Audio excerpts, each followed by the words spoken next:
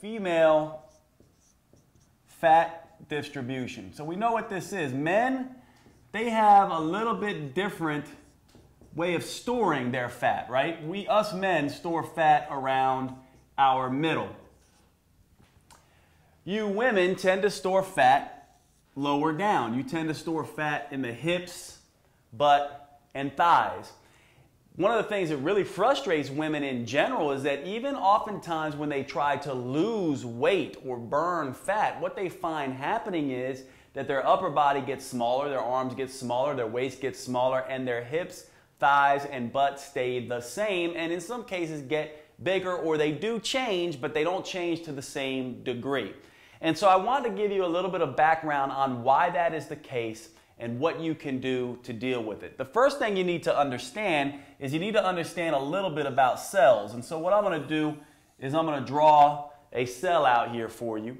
And one of the things that each cell in your body has is they have what is almost like little antenna sitting on that cell. And we call these receptors.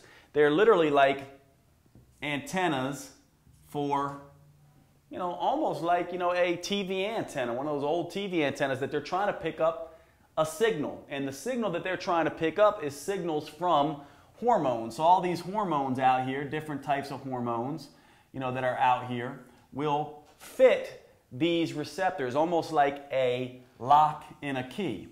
And so when these hormones bind here to these receptors, they create activity within the cell. So what we're interested in is we're interested in fat burning, right? Well, one of the things that happens in women is there are two unique cellular receptors, one called the beta receptor and another one called the alpha receptor. And these beta and alpha receptors respond to our major fat burning hormones, the catecholamines, adrenaline and noradrenaline.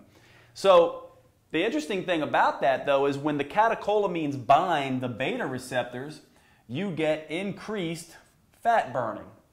But when these catecholamines bind the alpha receptors, you get decreased fat burning.